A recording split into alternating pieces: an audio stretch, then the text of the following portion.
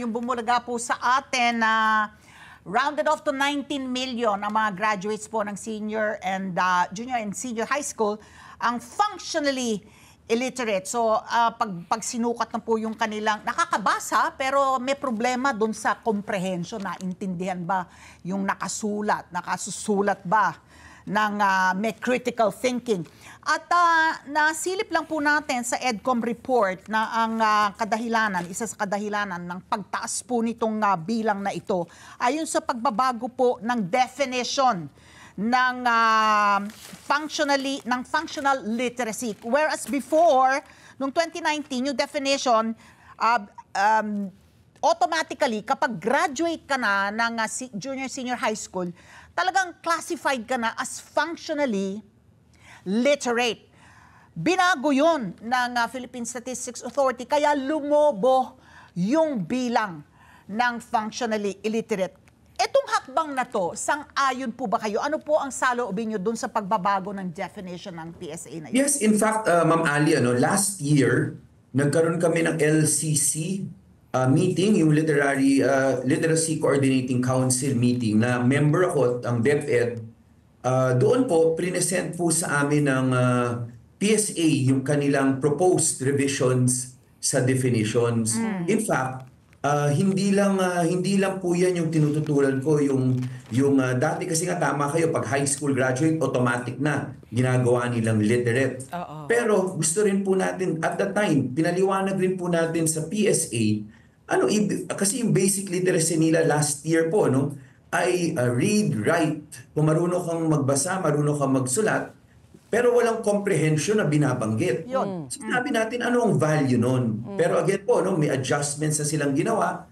To your question, that came up po talaga and we support na kailangan ang tinetest natin, hindi lang read and write, pero may comprehension. Kasi ano yung use kung walang comprehension? So Kong Roman, ito pong pagme-measure po ng comprehension, ano po yung naging basehan? Is this just based on statistics or there was really a test that was given to this 18.9 million or more, no? Because nga nakakuha very specific yung number, 18.96 actually. So my question being, was there a test administered for all of these junior and senior high school students, and that's why PSA was able to come up with this number and labeled them functionally illiterate? In fact, Ma'am Patpi, kine-questionin natin dati pa yung kanilang questionnaire at yung pararaan nila, paano nila kinukuha yung survey. Kasi dalawang survey po ang ginagawa nila. Yung una, magbibigay sila yung household survey. Pagkatapos po nun, may individual survey. Pag tinignan po natin yung individual survey, lumalabas po doon, meron sila mga questions naman na tinatanong para sabihin natin matest rin yung comprehension at yung numeracy.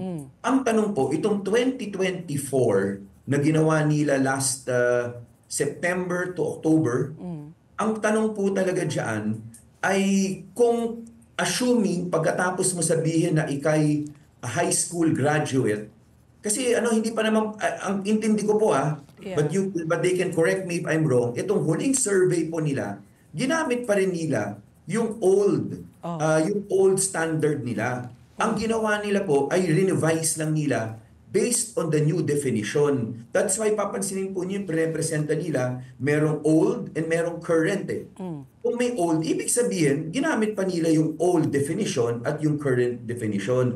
Pero ang tanong, si Ma'am Patpi, tama kayo Yan talaga yung yung pupuntahan natin Kunyari sinabi ng isang estudyante na ako'y na survey nila, ako'y high school graduate.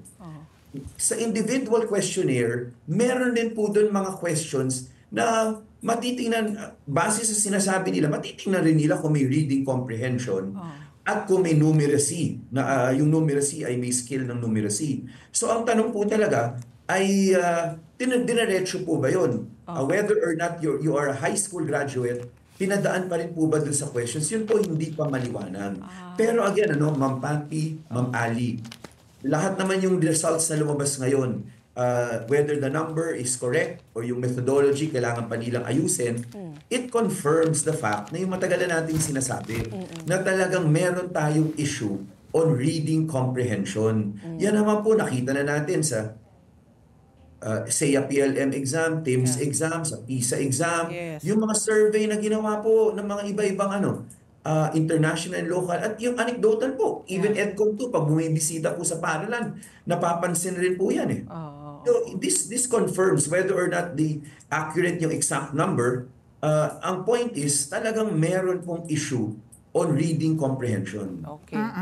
So ito nga ang ating lagi nating nababanggit every time nag-uusap po tayo, Kong Roman, yung factor na hindi nagbabagsak ng estudyante. Kaming mga lumang tao, alam natin yan, hindi ka pwedeng sumampa ng grade 5 kapag hindi mo nakuha yung mga skills, yung mga kakayahan na dapat alam ng grade 4. Kapag hindi ka pumasa sa addition, subtraction, multiplication, division, hindi ka ipapasa dun sa susunod na grade kasi hindi mo magagawa yung mga factors. At tuloy-tuloy na yon hanggang sa calculus, hindi mo na maintindihan yon dahil hindi mo nakuha yung skill to add, subtract, multiply, and divide. Ito pang polisiya na to, hindi ko alam when this started and how this came to be. Ang nakita natin, di ba parang patpi, yung parang kasi sinusukat yung performance ng eskwelahan, ng school division, sa dami ng binagsak, kaya ayaw nila magbagsak kasi nandun yung, ano nila, may parang may incentive. Bonus. Yes, oo. May bonus na silang makukuha kapag walang bagsak. Ano po, yun po ba, may balak po tayong baguhin? Well, una-una, hindi naman pwede talaga kung yun yung sistema nila. But again, pag tinatanong naman natin ng Department of Education, wala namang polisiya raw na ganyan. Again, tama yung binabanggit ninyo, hindi man polisiya, baka doon po dahil yung mga indirect. Pero let us go straight po to the problem kasi may school of thought yung sinasabi po ninyo na dapat i-test natin yung totoo. Kung hindi sapat yung skills niya, dapat hindi siya i-promote sa susunod. Pero meron rin school of thought, Ma'am Ali, Ma'am Patty, na sa kasalukuyan nating sitwasyon, pagka hindi tayo pagka maantala yung kanilang ang promotion nila, merong chance na hindi na magtutuloy ng pag-aaral, which is something that hindi rin natin gusto. Ang gusto natin, ma-retain ang bata sa paaralan. And the problem po is really not only in terms of course, that is one problem, pero hindi yan yung direct na problema, yung sinasabi na mass promotion, assuming na meron, It is not the mass promotion per se. Ang problema po is the congested curriculum and the number of subjects. Ang sinasabi nga natin, doon na tayo, ito pinapakita na, matagal na nating alam lahat na merong reading comprehension problem, whether an international test or local assessment survey. This is the latest that confirms that. So yung problema is really, we have, the issue is we should confront it directly na. So ang issue po, tumutok na tayo. The big words po na laging ginagamit, critical thinking, lifelong learning. Ang maganda po lahat yon. But those are 3, 4, 5 steps ahead. Bumalik na tayo sa first steps. And the first steps is really yung functional literacy, yung reading comprehension, math grade. Tumutok muna tayo doon from grades 1 to 12. Ako nga po, mag-assessment muna tayo sa start ng school year or use yung NAT results nila o L na results. And then tumutok na tayo doon. Kunyari po, may mga bata na makita natin na sa grade 3 na medyo struggling pa rin, frustrated reader. Ilagay na po natin sila sa isang klase. I-address natin diretso. Huwag na natin punuin ng masyadong maraming subjects.